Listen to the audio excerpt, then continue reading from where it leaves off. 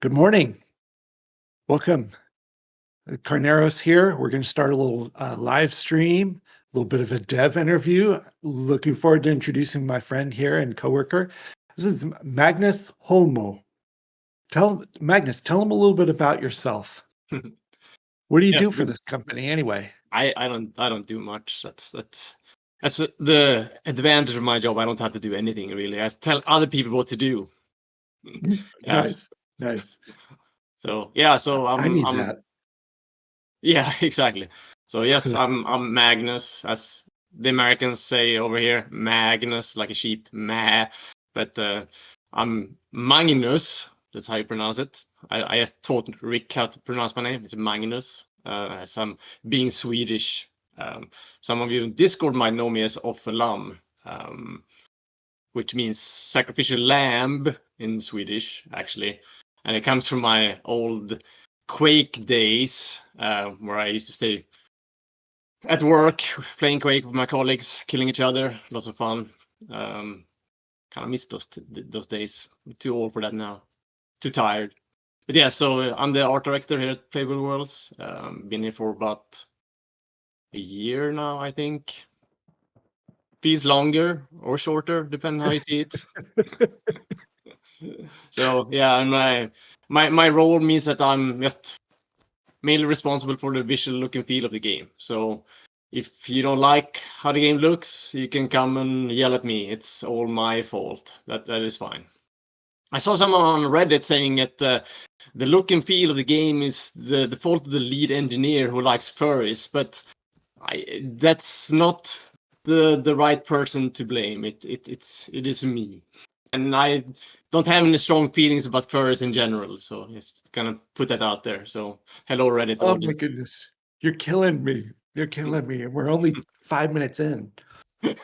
Ooh. Although, Sorry. guys, check out our shirts. We wore Aloha shirts today because we wanted to be colorful because he's an art director and we wanted to be a little bit more artsy than just our usual gamer t-shirts we wear. So, yay. Yeah. Anyway. Yeah, hey, now you've worked on other games in the past. Have you worked on any famous games in the past? Let's see. So yeah, I worked for about 30 years now. So I probably worked about 50 games or so by now, I think. Everything from like PlayStation 1 games, mobile games, AAA games, VR games. But most of my time was spent working on the Sims franchise, where I worked on Sims 2, Sims 3, and Sims 4. So got pretty tired of working on Sims after a while. So I needed to do something else. So like here I am. But yeah, it's probably the most famous title I worked on is the Sims franchise. Nice. We've all heard of it, of course. No, Yeah. maybe. You're an electronic crack dealer. Jeez. Okay. That's not what I would have said. Chat's funny this morning. Oh, I think they've all had their coffee now. good. I didn't, unfortunately. Oh, dude, get a coffee. Get a coffee. I It's don't okay. really Well, I'll drink coffee stall in the for a minute. mornings. I need it for Oh, the afternoon slump around 3 or so. That's where I get my coffee in. okay. All right. Yeah, I've had 2 and I'm cutting myself off at the moment. So I don't get too jittery on stream. We get all crazy and stuff. Let's go Nice. crazy. So let me throw another question at you. Yeah. How would you describe Stars Reach's art style? And I don't mean right now. I'm like, what's your vision for Stars Reach's art style? I see. What star are you guiding us toward? Guiding our ship toward? The North Any Star? Which one is or yeah, that? yeah. Yeah. So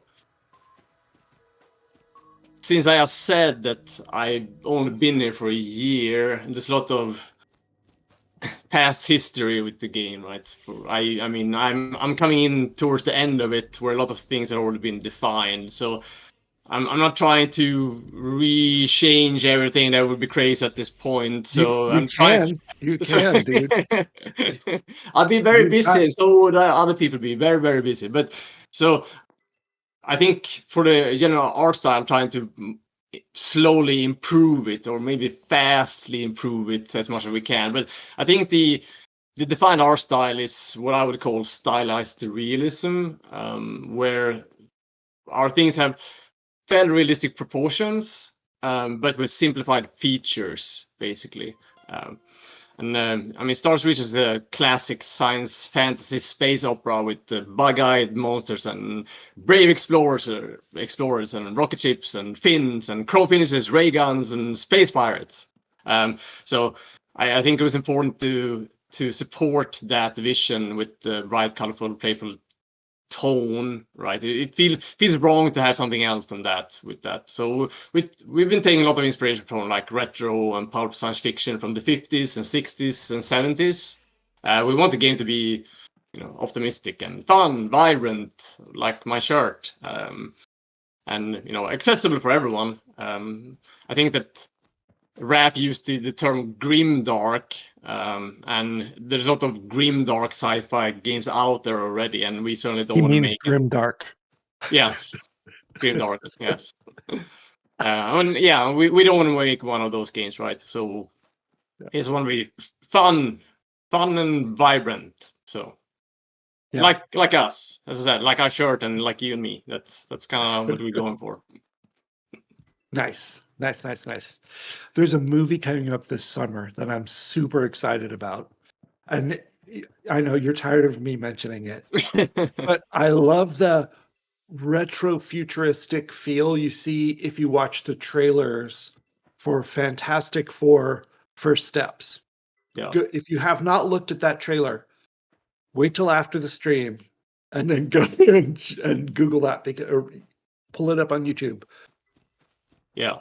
I mean, they certainly have similar tone in their aesthetic too, right? They use a lot of atomic age architecture and things like that, and we're trying to slowly introduce that more and more into the game too. I mean, we've been pretty focused on doing system tech and all that kind of stuff for a very long time, and we haven't really gotten to like the flair part of the game really yet. So we're slowly getting there and introducing more and more of those kind of things. So yeah, we're gonna see more and more cool and fun, quirky, pulp retro sci-fi elements in the game as we move along for sure. And yes, I like Fantastic Four in general too. I was a big Fantastic Four reader when I was a kid. Yes. Human Torch was my favorite, probably because I was blonde and all that kind of stuff. It's someone to relate to. It's important, I think. My favorite was probably Nightcrawler from the X-Men, but not for the same reasons that Okay, you related to Thor. But but he wasn't in Fantastic Four though. no, he wasn't. No. Yeah. Cool. Okay, one of the things that came up this week in the Kickstarter was a new species that popped up, the Hansians. And I realized, we weren't prepared to talk as much about the Hansians as we should have been ready. The stretch goals snuck up on us a little bit. They did. And then that also made us think, we haven't really talked about the first four species that you can play in game right now. And I bet you there are some folks in chat right now who could name all four species without even Googling it or looking it up. But Terrans, Eleone, Gertan, Squatchy. So Right. the Squatchies are the big ones. The Terrans look like humans. The Eleone are feline, and the Gertans have a little diabolical edge to them. Just like you, So Rick. Just like you. just like me. All right. Maybe not. Maybe I'm more like one of the others coming in the future, but we shall see. And then the Hansians have an aquatic edge to them, and you haven't seen much of them yet. They're not in the game. Right now, you can see Lyric Dax is our gameplay specialist today, thank you, Larrick, is running around as an Eleone. Although he's now zoomed out so far that it could be just about anybody. But that is Larrick over there as an Eleone. Yeah, thank you for zooming in. And the glowing things on his hips are his grappler. And yeah, anyway, that's him. He will have the ability to we will all have the ability to customize our characters once the game's live, but at the moment, looking good, looking good. Talk to us a little bit about the species, Magnus. Yeah, How do you sure. see them? What stands out to you about each of them, especially Yeah. visually? Yeah, and also as you mentioned, currently we don't have the ability to customize our characters in the game. Currently we are basically randomizing parts into the various species, but we will have a pretty extensive customization system. It's currently being built by an external partner of us called Didimo, but it's not been integrated into the game yet. So we're really excited, to get it integrated so you guys can actually modify your characters and make them even cooler and funnier and uglier or whatever you guys want to do with them, right? So right now we have the Scorchies, the Leonis, the Terrans, and the Gerdens in the game. The Scorchies, we don't love big furry cuddly giants, right? Like they're like big and strong, but they're supposed to be friendly, but ferocious if you piss them off, I think. But yeah, we had a hard time making them for a while. They look kind of goofy or dumb, but but I think we landed them in a pretty good spot with them right now. So I'm pretty happy with them. They're like our Chewbacca's, I guess, in a way, in that sense. The Leonis, they are our feline species. I mean, I'm a cat person. I saw Boo for dogs, so obviously I like the Leonis. Leonis is also been very tricky to make. Making feline humanoid characters is always tricky because they tend to end up looking like he has the regular person with cat makeup on, and that's not great. So it's this balance trying to make something that doesn't look like that or just a regular cat. Because they're humanoids, you can customize these guys, right? So we want to be able to have different facial features and stuff like that on them, and just making them looking like a regular cat doesn't work really with that. But I think they look pretty good. I mean, we have a lot of work still left to do on like fur and things like that for them. We're also gonna have different ears and tails and things like that, so you can customize them to make them look like different kind of feline. So pretty exciting. Terrans, sorry. It's worth talking a little bit too about the lore behind the different species. How long ago the old ones did genetic experimentation, and how we all started from the same stock, but they just did some. Okay, I don't know if you want to talk about that. I don't want to go into the lore too much, just because it's very deep, and I think Raph has a lot of lore that he is putting out online and stuff like that. So I would highly encourage everyone to read those things because he's a much better storyteller than I am. I don't want to ruin his nice lore storytelling in that sense, but yes, they are all humanoids, right? So that's he wrote a really nice one yesterday. I'm only halfway through it so far. Yes. It's called Staying Grounded. You'll wait till you see it. But have you read it yet? No, I have not. Okay, so far it's really good.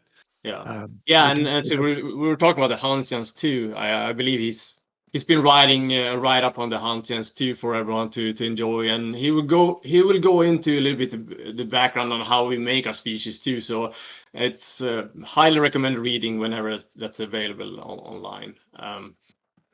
So where was I? The Terrans. Terrans are probably like the most boring species, right? They're us, but they might be the most important species too, especially for us as players. I think that we all relate to Terrans because we are Terrans, and working with Sims, I know how important it is to be able to identify yourself in your character. So it's super important for me personally to make sure that we have a system where you can make yourself, right? I mean, I know from my time working in Sims that I created myself all the time in the Sims 2, Sims 3.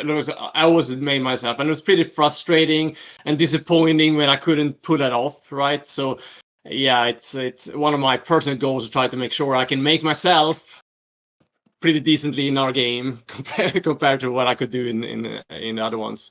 But yeah, it's another thing I think is important that like we want to make sure that like the Terrans, you can make them pretty, right? Everyone wants to be pretty. We can also make them ugly or unattractive or whatever we want to do. We should be able to do the whole range of them. We also have body type customizations, right? You can make someone a bit bigger, a little bit thinner, more muscular and stuff like that. So I'm excited about the see the customization system for Terrans and see what we can do with ourselves eventually for it. So I'm hoping they have white hair options in yes. when we get there too. I'm getting there too. I think I have some. I'm still blonde, so you don't really see it as much. But yeah, it's getting there. So for sure, it's important for me too. And beards. I think the last one, Gertons. Yeah, we mentioned the Gertons a little bit. They look like Rick, basically. Big and strong and athletic. It's exactly like. Yeah. I love the Gardens. I think they're probably my favorites. Just because, I mean, I really like Hellboy. I actually have some Hellboy behind me on my bookshelf. And I mean, they are the closest thing you can get to Hellboy, right? Who doesn't want to run around like looking like that? They're super awesome, super cool. They're, so yeah, there's all the lore there too. So I'm, hope everyone is excited to learn more about the Gardens, eventually. So yeah, we said we didn't talk too much about the Hansians, so you can read the Raf's blog post. But I mean, they have some Scandinavian DNA, kinda. So they are a little bit close to my heart because of that. Not gonna say more than that. Okay. What do female of that species look like? Do they exist? Which species is that? The Hansians? They all have. They all have. Yeah, both. Yeah. Is it true? I don't know if we've told people this. Is it true that the clothing system will work across all the species and genders? So it doesn't matter who you are, you can wear anything? Yes. So our system is supposed to be unisex, unispecies, right? So you basically mix and match, inside of the species. You can't really mix too much with cross. You can mix clothing. You can put any clothing on any species, any hair or on any species too, and things like that. But there are species specific things you can't put on other things. Like some species have specific like cat ears or cat tails or Gurton horns, which you can't put on other ones. But like accessories and clothing and hair stuff like that, they're all across the board basically. So. And we save a lot of money doing that. We're trying very hard not to have $100 million, $200 million budget to build this game because we don't have that much capital, and it's not the best use of capital either. Yeah, and that's also part of our system. We had it in mind, right, when we made the species, that we wanted to try to use the same, as we call it, rig or the skeleton for all of them, so we don't have to make unique animations for every single species, because that would be a huge headache. So right now, one animation works across all of them basically, which is amazing for us being such a small team that we can do that, because otherwise, as you said, this is going to blow our budget out of the water. Animation stuff is highly expensive, and it's a pain, especially when we start coming to like interactive stuff, like if you're gonna pull out chairs and different heights and interact, like it, yeah, it becomes a huge headache if everything needs to have unique animations and unique skeletons for everything like that. So we try to be smart about those kind of things, right? They're not going to carefully curl up their tail before they sit down if they have a tail. They might, because again, our system is also flexible, that we can make unique animations for different things, right? So, you know, if one of our animators feel like they want to do that and have time to do it, they might do it. All right. I'm just teasing. Yeah. But of course, Yeah. I mean, I think especially working on a big game, which we hopefully will become, we will be able to just add more and more stuff over time, right? So there's got to be more and more polish, more and more small things like that that really stands out, right? So, you know, that is our goal. Attention to detail is important. On this other screen over here, I have the Kickstarter up, keeping an eye on it a little bit. It's exciting. And I see the stretch goals. It says Hansian species added. Crafting appearance customization is unlocked. We should talk about that too, but 1 second. And then it says Hugon species added. What's a Hugon? Are you allowed to tell us anything? I don't know what you're talking about, Rick. It's All an right, all unknown to right, me. You know, all right, all right. Well, let's back up one step. I've seen some speculation online, which is lots of fun to read. So I think I've seen one or two people guessing the right answer, but most haven't. So yeah. Okay. Well, we'll find out. We'll find out. But let's back up for a second. Also, thank you, Yes. Dow. But let's crafting appearance customization. Yeah. What does that mean? What does that mean to you? And then I'll give you the marketing version of it. Yeah. The wording itself, I was like, what does it really mean? So I actually had to get it explained to me what it was really about. But yes, I mean, it's part of our customization system that we basically have for anything really on the art side. We have set it up so every object, every piece of clothing, every piece of weapon, building tile, everything has customizable sections. So you can change the colors, you can change the patterns, you can use for crafting. You can put on decals and kind of things like that on it, right? So we want to make sure that system is robust and and very versatile. So it's super powerful because it will unlock basically unlimited variations of everything basically when it comes to look and feel of stuff, which is super exciting for us to be able to do that rather than handcrafting every single piece of cosmetic and things like that. We can have a big robust system that you can change things dynamically on everything. So it's exciting. For me, it also has one other factor, and that is branding. Oh, And by branding, I mean the difference between a great crafter and a world famous crafter is sometimes just the branding. yeah. They've come up with a great mark to put on their creations that is a signature feeling that it gives the buyer and the user, such that they're excited to use that object, and they will pay extra to get one from that maker with that mark on it. Yeah. That kind of branding, I think, opens up a richness for a dedicated crafter. So keep this in mind, folks. Yeah. Oh dear, did our gameplay guy crash? Lyric, hang in there. Oh, Did we oh well, crash? he crashed, or he crashed Uh-oh. himself. Don't look at that, you guys. Look over here. Ta-da, It's ta-da. pre-alpha. What do you expect? It's Yeah, dude. All right. Hopefully not branding pets. No. That's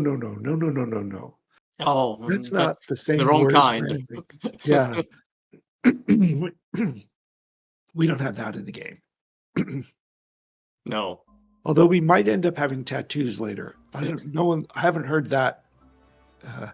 Although you might know something.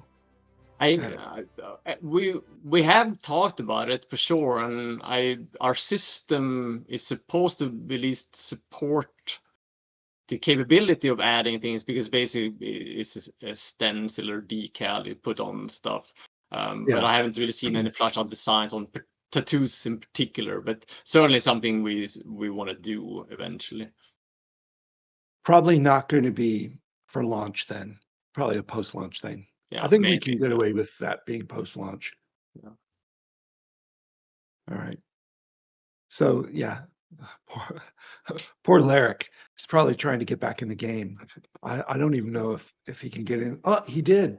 Ta-da! Nice. Larrick, Yay. way to go. Okay, cybernetic implants would be cool as clothing, like a cyborg eye, etc. I have to admit, I have a really cool fake eye in EVE Online that I love. I cheated a little bit. I don't know, cheated's not. I used creative techniques to get the very first fake eye in EVE Online. I was working for CCP, and when they bring up the server after a patch or something, they bring it up in VIP mode first, and only staff that are present at the facility on the local area network can log in. And you can quickly test things to see if it worked. So what I did was I bought a pilot license extension before the patch. I gave it to customer service, the GMs, and I said, please put this on, I bought this, please put this on my dev account so I can test after it comes up in VIP mode. So it comes up, I have my Plex, I go to the store, I test purchasing the fake eye, the eye patch, and then I put it in. And sure enough, it all worked. And then when Nice. the servers came up, I already had the first one. Ta-da! Nice. That's probably unethical, but nice. You worked for CCP too. Nice. Yeah, cool. I'll put my dev name in chat just for fun. Oh, I spelled it wrong. Zinfandel. The wine. Yeah. Most of them thought it was a really good name for me because, You like wine. yeah. Anyway, you can laugh. Carneros is also a wine reference, if you didn't Yeah. know. Is Sins your favorite then, or? I do love a good Zen, No. and they almost went extinct. They almost died out Mm. in the 80s. So I'm very happy that they managed to survive. And today they're more popular and they're planted in more places. Yeah. Yeah, we have But plenty at of one Sins point, up it was here. down to just a few small parts of California and almost all gone. Anyway, sorry, we got distracted here. Talk about wines. So, yeah. I went crafting appearance customization. Yeah, we wanted to talk about that for a moment. Yeah. And I saw a draft of a dev blog. Is it live yet? Do we know? I don't think so. I don't think so. Okay, there's a dev blog about the crafting appearance customization. It should. I think we just hit too many dev blogs on the same day, and they said let's split them up a little bit because nobody wants to read that much. It's like homework. But it's coming, and it has little diagrams to help you Got some understand pretty what pictures. Yes. Yeah. And then we had a dev blog about Hansians, but I think that one's live. And Might then, be. and then we've still got parts 2 and 3 of Kurt's audio blog, but I think part 2 is also released now. But there is a part 3 coming. And then we've got another piece of lore to release. So there's a lot of people doing a lot of stuff right now. The We don't have an office. We all work from home. But if we had an office, we'd be running around like crazy people in it. There's just so much happening all at the same time. It's insane. We do want to read that much? Okay. Okay. Yeah, I'm having a hard time keeping up with reading it just as a person who can look for typos and things. So Yeah. I I'm, mean, I'm Raph saying it's a lot. Raph likes to write, but poor guy also needs to sleep. So but certainly we have things to provide for everyone on the reading front. Oh yeah, he's had a couple nights where he stayed up really late writing stuff. Okay. Okay, what are some questions in here? Listening to this while playing Eve. I support that. Um, the never too much. Oh, someone linked the dev blog, so it is live. Yay! Nice. Thank you very much, ZXY. Thank you, ZXY. We do want to read. Yes, part 2 is live. It's published. I read it last night. Very cool customizations. Thank you. Prediction on track 1 of 2M by Sunday night. Nice. I don't know what that means. You can explain it to me. Combat equals run backwards and click shoot. For some people that is version, but reality is there are two things a lot of people don't use a lot in combat that you really want to learn how to use. One is how to dodge roll in combat. Very handy. You need to be able to do this, guys. And the second is how and when. Yes, Lyric, thank you. Doing it just as part of your traversal across a field is just style points, but in combat, that stuff matters. And then also you want to know when to turn on your shield. Shields need to recharge after you use them, but they can be really handy. Yeah, like that. Ta-da! That temporary shield thing can be the difference between life and death, and can mean the difference between killing a creature or having to run away in shame and die, or it can help you die someplace more convenient to retrieving your corpse than dying in the wrong spot. Okay, thank you. The sunlight is stunning. Yeah, we did some things to our skybox this week. Can you say anything about that? You know I more about it than think I that's do. supposed to be a secret, but yes, okay, Oh, fine. No. what's secret about the sky? Everything Oh, is secret. We love secrets. oh, So yes, it's not in yet, but we have been messing around with oh, our skies and skyboxes. So as everyone has noticed, we have various planets, but they all share the same atmosphere currently, basically. So the skies, they look the same. The day and night cycles look the same too across the board. And obviously, in our game, we want to make sure that each planet is unique, right? They have a unique look and feel. So we started experimenting with that this week, actually. So we have a couple of planets that have a different look and feel when it comes to skies and atmosphere. So we're gonna roll that out oh, soon-ish. nice, So it'll be nice. exciting to see how people feel about those. The term skybox is not really a customer facing term. It's not a player term. That's an It's not. internal industry. Uh, we have our own vocabulary for the stuff that we use to build these games, and skybox is how we talk about how we create a sky that looks cool overhead.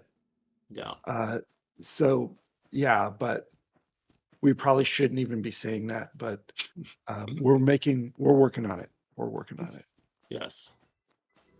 Speaking of things that the visuals changing, Yeah. what are things that are likely to change between now, the versions we see now, and launch? What are some things that are going to evolve or change between now and then? Obviously, the user interface is going to change a lot. A lot of that is placeholder. Yeah, yeah. I mean, it's a very good question. As I said, the UI for sure. I mean, the UI probably get a complete overhaul. I mean, right now there's some small parts of the UI here and there that have kind of the look and feel of what it will move towards, but right now it's like just all over the map, right? So like bits and pieces here and there from the old one and placeholders and stuff like that. So yeah, when we make an overhaul of the UI, you're gonna have a completely different look and feel of the game as a whole just because of that too, because the UI is such a fundamental part of that overall feel of a game. So yes, that's a big one for sure. I think the second biggest one, well, it might be actually be the biggest, is just the amount of content, right? We're gonna be working on, because I mentioned it earlier that we've been very systems heavy. We've been trying to focus on building out all the systems and the tech and the core technologies and all things like that, and art has also been trying to support that, right? Because in order to get all those pieces into place, we have to have art pieces to support that. But now we're getting into a place where we can actually start creating more unique content that goes into the game. So you're gonna see more of the the flair pieces, as I talked about before, right? And things like that. You started to see them come in already. They're here and there, but yes, we're gonna turn things up a notch eventually, and just getting more and more content, more clothing, and we're gonna get hairs in, get hopefully more species in, right? And more just weapons and everything, more trees, more floras, like everything, just more building tiles, all the good stuff. So all of those things will of course change the way the game looks and feels, right, in that sense. Right. So that's probably the biggest change or improvement going forward. Obviously, art is iterative. You can always change and improve things, and usually what happens over the course of the lifetime of a game, you constantly improve on things when it comes to art, and it will happen here too. So things will start looking better and better, better, better, better. The more we go on, and also there are like rendering things that we haven't put into the game yet that we most likely will do that can have a significant impact on the game, like global illumination, which casts shadows across the world for like inside caves and things like that. We don't have that right now, and that will change the look dramatically when that gets in, right? So things like that. But I said, like, the amount of content will hopefully make people happy, get more things to play with, and and have fun with. So Raccoon 420 asks, will the UI be customizable? Like, can we move certain UI elements on the screen? ooh, And I think the answer to that is post-launch feature. I well, think that that's not going to be ready for launch. But we do have some plans that might reflect that for farther in the future after launch. Then Jehu81 says, when will you think we'll see the leader and politics trees in the game? And by which he means skill trees, not skill trees. pine trees. But although there's some interesting trees I've seen y'all working on that are not in the game yet, right? They are not, no, but you are correct. Yeah, okay. I I'm excited for those trees. But let's talk about his skill trees for a second. no, That's not really an art department thing. That's the design department who does that. In fact, no, I think most of the skill trees are they're either made by Dave Georgeson or by Light no, Bates. But Dave and Light have been adding one or two skill trees, it feels like every week. no. And I know they're working on a couple coming up, but I don't think it was leadership or politics yet. So hang on that. That's not imminent. That's later. And then it will be a space planet, load screen, blah, blah, blah, portal at some point, more like a starport. Yeah, that part is going to change too, I think. But I don't know what the design is. UI customization post-launch sounds just fine. Yeah, no problem. Yeah. API access for mods of UI only. I'm really big on API access. It's a very big deal.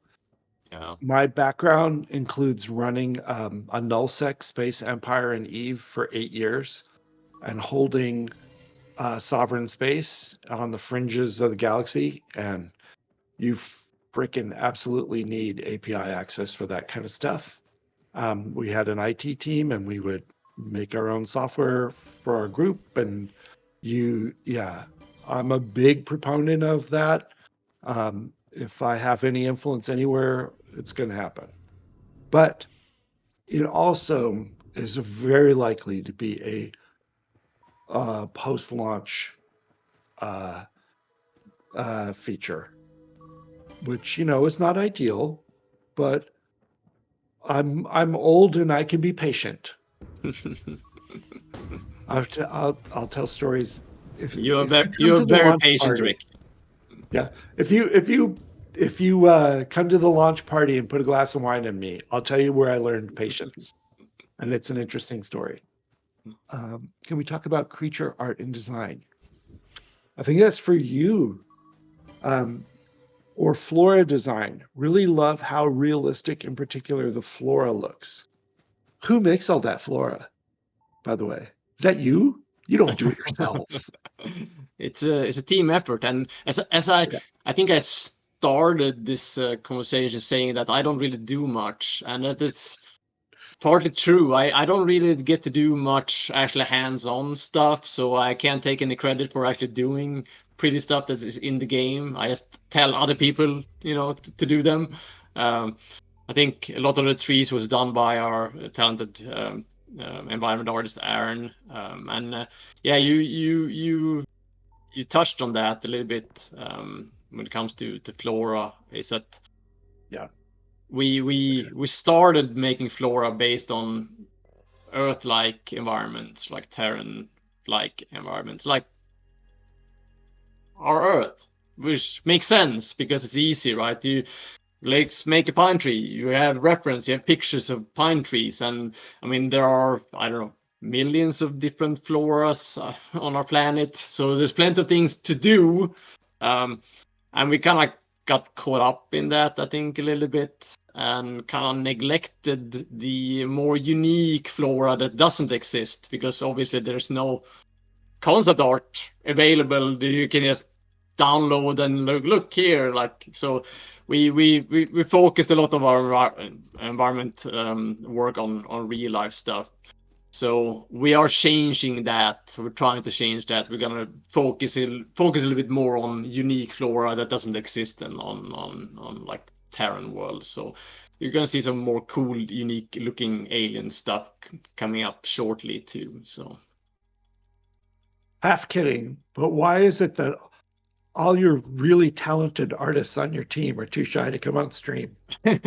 I mean, we're artists. I'm shy too. This is killing me right now. So it's I'm sorry. I hate public speaking and everything like that. Yeah. We're introverts, so that is why. And Yeah. but yes, they're all very soft spoken and nice and friendly. They but are. yes, on the shy side. And they very gently say no, thank you. Yes, and I didn't get that choice, unfortunately. So here I am. Yeah. Thank you. I appreciate it. I'm an introvert too. I just don't have any fear of public speaking, and don't really understand that. I heard it gets better the more you do it, so I'm trying to force myself to just basically do that, right? So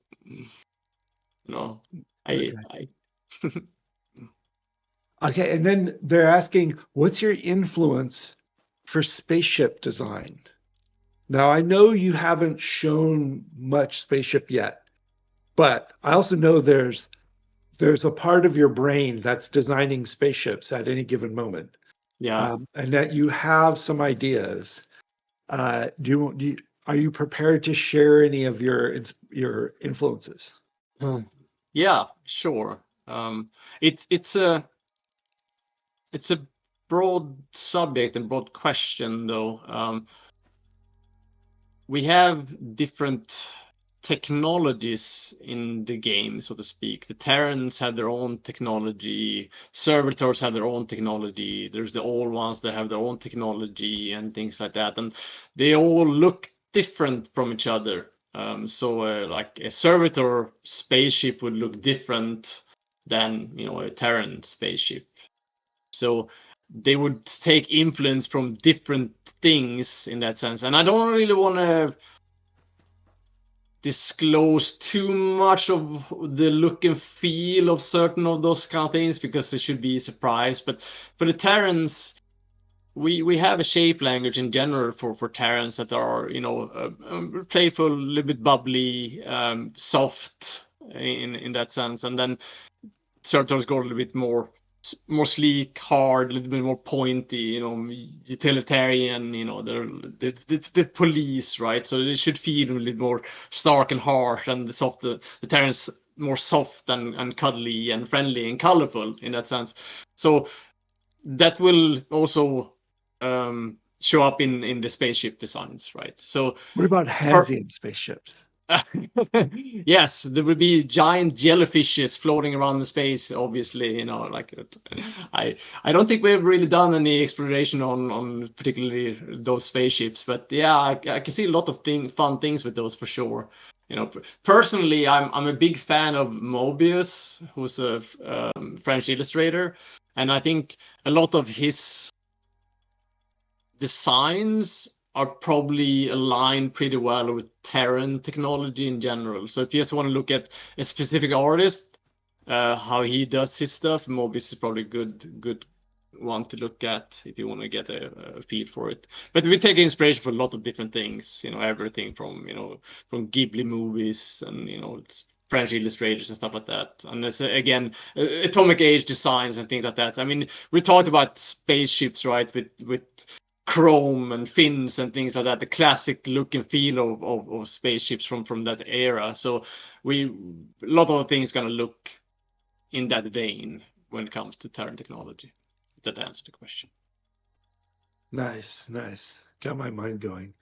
There is one request again from Raccoon saying, would love to read about the different tech and art styles in a dev blog. Hint, hint. Yeah. If you run out of stuff to do. I'm sure I'm gonna get forced to do it eventually. So just wait for it. It will come. Oh, sorry about that. So Terrans will have more of a Naboo style of spaceship. Do you remember the spaceships from Naboo? I sadly don't. I'm trying to picture it in my head. I can maybe Google it quickly. Google it later. Not right now. It's okay. What was the name? There was a French style sci-fi movie, like, I don't know, 5 or 10 years ago, that was big in the theaters. Yes. That had I'm trying to remember what it was called. It had an evocative name, but you made me think of the richness and of that one. You No, think it's of a not the Fifth Valerian? Element. Much Valerian, Yeah. and the that one came to my mind.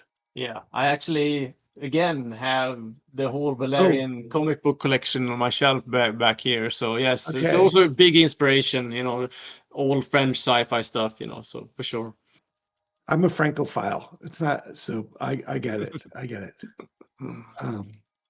Okay, but I mean, the Fifth Element is a classic Stone, cultural stone. I mean, yeah. I absolutely that's transcends individual things, but love it too.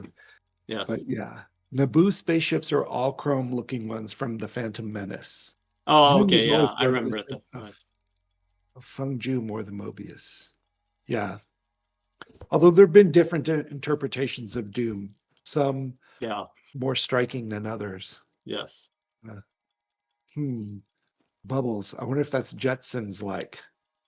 maybe. Yeah, Maybe a little. Jetsons is a take on the atomic age design. So yeah, Jetson is a good, take on it. Obviously, they are very, cartoony, but it is the same vein of things for sure. Absolutely.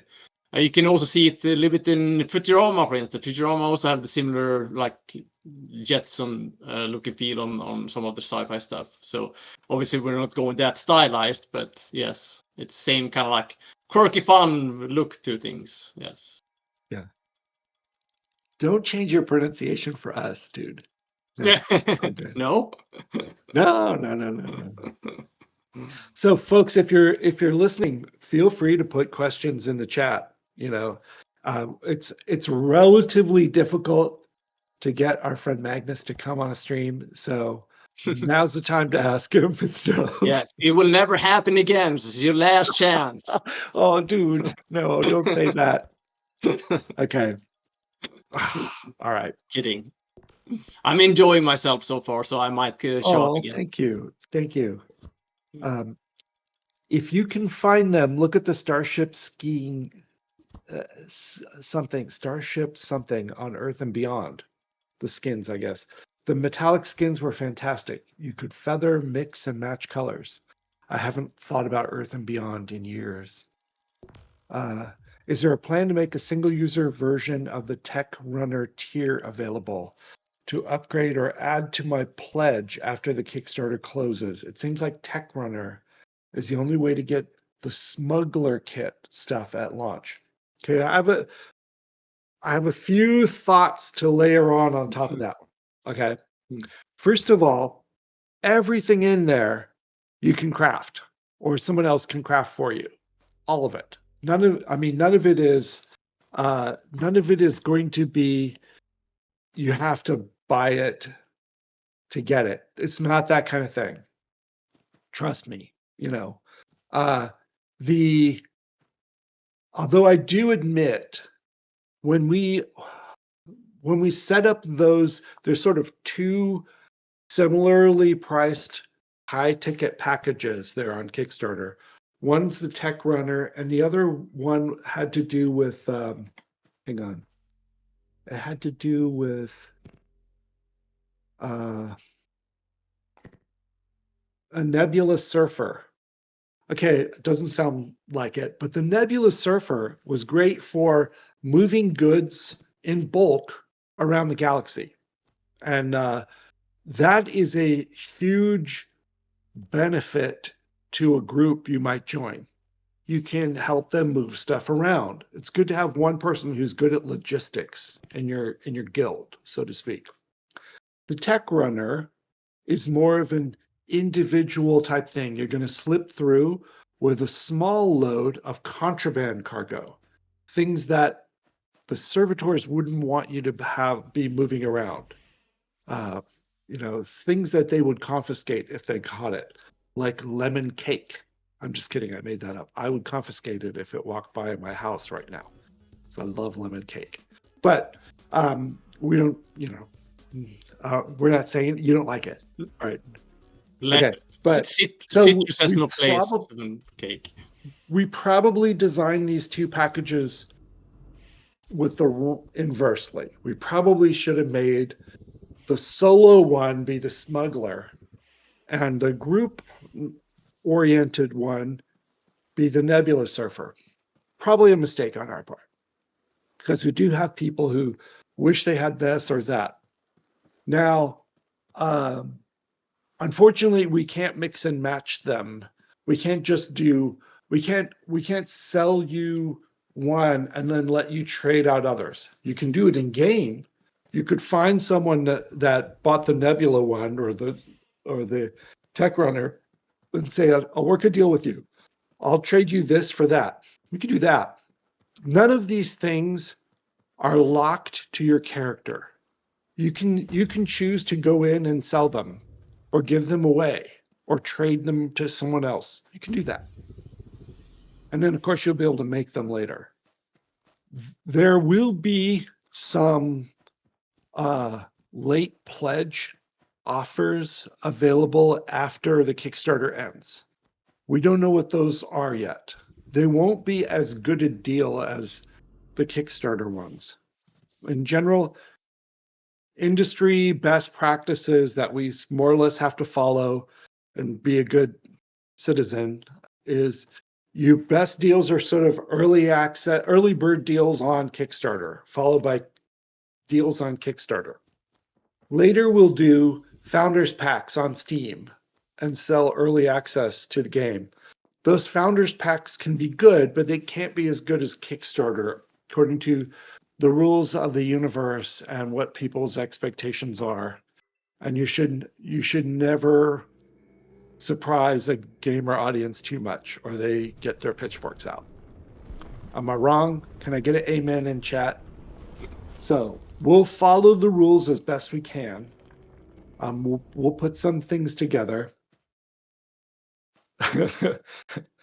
And if you have really, if you are the kind of person who can articulate good feedback on what we should do for our founders packs, I would love to have some help. Absolutely love to have some help.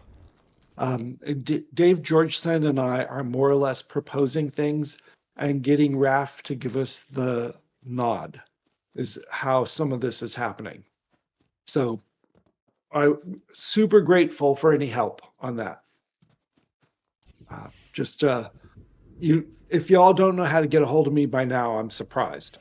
But you can, if you write to support at playableworlds.com, both Dave and I get copies of that, by the way.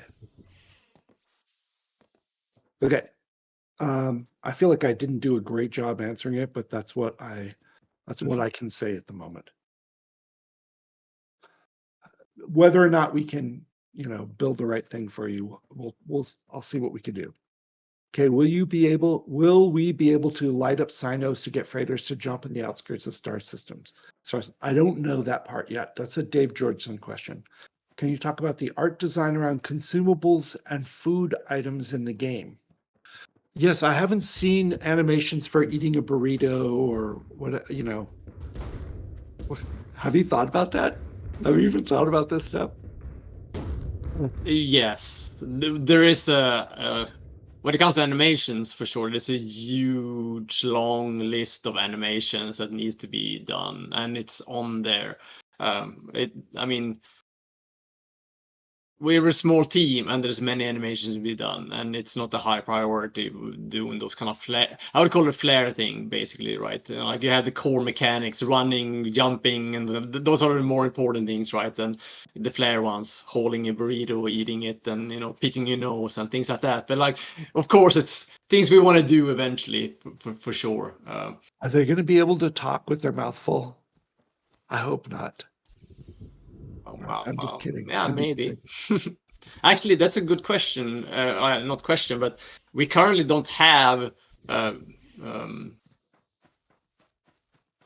articulate mouths in the game.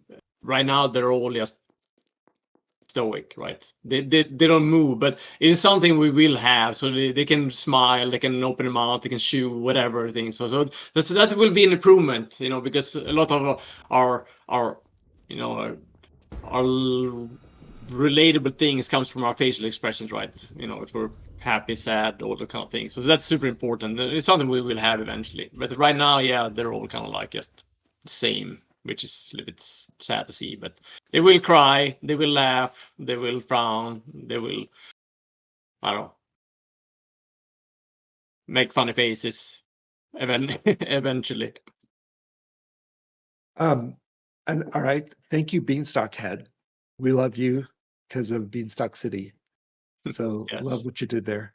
Derp Diggler says, I played Star Wars Galaxies as a master armorsmith and a bounty hunter from late 2003 until the day it shut down at the end of 2011. I'm very excited to see a team putting together a game that is influenced by what's still my favorite MMO. Well, thank you. I thought there would be a question in there. Raph did mention a scenario in the past, including plants and wildlife. Yep. Bottom line, ton of folks want to play Han Solo. I'm seeing that now. Yep. I think your pledge live stream was awesome. Thank you. Vision Raf had before UO, refined in UO. Yeah, he's had this vision for a long time, folks. Absolutely. True, I still love the resources are unique and spawn randomly. Yep, crafters have to traverse the universe or get friends to do that. Teamwork, folks. People don't, seriously, if you think you want to play this game all by yourself, I recommend stopping, having a glass of wine, and reconsidering that, because you will have a better experience if you're in a group and have people to occasionally support you. I'm not saying you have to hold hands with 2 other people every time you do anything in this game. No, but I'm saying you need to have access to a posse who can back you up when you need it. And you need to stop what you're doing occasionally and back them up. And you'll have a better, richer experience. Okay. Yeah, a little bit of food. Geez. You guys, the things you say sometimes. Not gonna lie, the hunt for the best resources will trigger my perfectionism. OCD. Ugh. Dude, what elements of the game are you most excited to direct the design on? That's a very She's good asking question. a question. Yeah. Yeah. I am very excited about spaceships myself, Amen. so I would say that's something really cool. And I'm not too fond of guns and things like that in general. My entire career I tried to stay away from working on games that involves shooting and things like that, but I am actually excited working more on that side on this game because there's so many fun ideas we have for it. But yeah, spaceships for sure is a big thing, right? It's I mean, growing up with Star Wars and all those kind of things like Star Trek, like spaceships always been so cool and iconic things, right? Like the X-wing and the TIE fighters. So like this is so many fun things to do and explore when it comes to spaceships. So that's probably like the most exciting things I look forward to right now, I think. I enjoy every part of what we're doing, but it is I haven't really done much of that in my career. I have worked on Star Wars for a little bit, but I never got to like design a spaceship during the time because working on a franchise, you kind of like you have to do what was already been made. So this is my chance to make something unique. So I'm really excited about that for sure. Yeah.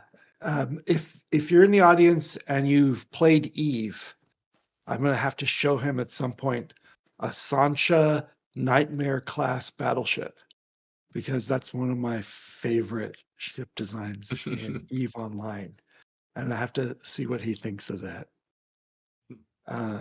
If y'all have a favorite spaceship from somewhere, you're invited to go, type that into chat and tell us what it is. My first business endeavor as a player in Star Wars Galaxies was actually selling waypoints to resources I had sampled. That big industries didn't have to waste time. Nice. I bought a bunch of bookmark packs in Eve, and I still appreciate them 15 years later. Absolutely. Luckily, folks will be able to join multiple social guilds. Yes, with that system. Yes. I don't know how Delvey Larkin knows this, but that's absolutely true. So you're joining a group does not mean you can't join another group unless it's a PvP group. A PvP group, which will have a special name, Army or military or Navy or something. I don't know. We'll have a name for it. If you can only join one of them. But in terms of non-PvP type things, you can join all of them if you want, I think. Eventually you'll break the interface, but anyway. Eventually you'll get frustrated by the list and say, screw it, and quit half of them. Here at the Shinra Planetary Mining Corporation, We truly believe in cooperation. So please, if you are an industrious type, feel free to join our decadent and amazing guild. Midgar needs you. You didn't give any contact information. How are they going to find your group, sir? They need to design propaganda poster and post it on Discord or so. Yeah. What he said. Okay. Oh, Viator. Viator's a nice ship. Yes. I'll have to show you that later. Das Rendar's Outrider. Oh, and someone linked someone linked a Sancha Nightmare in chat, if you see that link. And then let's see. Yeah. Not much beats the Falcon. Sorry. Falcon. Do you mean the Millennium Falcon or the Falcon Force Recon from EVE Online? I'm doing high quality exclusives, blah, blah, blah. Discord, sir. We're here to have, okay. Yeah. SJS Soldier in Discord is currently has open recruitment. You can't get a better deal than that. Can you tell us about planetology? Well, we're not the right folks for planetology. Do you know? Magnus, you don't have to. No, me neither. No. Caldari Falcon. Yes, he means the Falcon class reconnaissance cruiser. I'll show it to him. I promise I'll show it to him. Gunk has promotional poster we designed. Thank you. The Aluminium Raptor. Okay.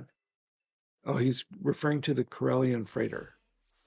I was never a fan of the Blackbird hulls. Although the Blackbird hulls got updated in a few years back. So you maybe, if you're thinking really old, they're a little better now. The Naboo Starfighter is pretty sleek masterpiece. It's true. And the Galactica too. All right, good stuff here. Well, we're a little bit over. The play test started. The No Man's Sky Sentinel ships. Okay. Yeah, the play test has started. The servers are open. If you have a Steam key already, you can log in right now and run around with Lyric Dax waving to us from stream. Thank you. I want to give a big thank you to Lyric. Big thank you to Thomas, our stream engineer that you can't see behind the scenes, but is keeping everything running. Big thank you to Magnus, who is going to have to recharge his batteries after this because we've fully drained them. I'm exhausted now. I need a nap. Yeah, you and me both. I'm gonna go have a piece of cake in the kitchen after this. And a glass of sin. Well, it's a little early for that, but maybe a coffee. But thank you all for joining us. Really appreciate it. Thank you. And then, we should raid someone. We should raid who's playing at the moment. Go for it. Thomas whispered in our ear. So I don't think you can hear it, but he has an idea. Oh, we're raiding Marcus from Oz. Y'all, when we get in there, give him a big hello and scare the hell out of him. Why not? I like that part. It's the best part of raiding. Yeah, thank you, Magnus. Thank you. Create what your heart desires. Did you see that from Beanstalk yet? Thank you. I'll do my best.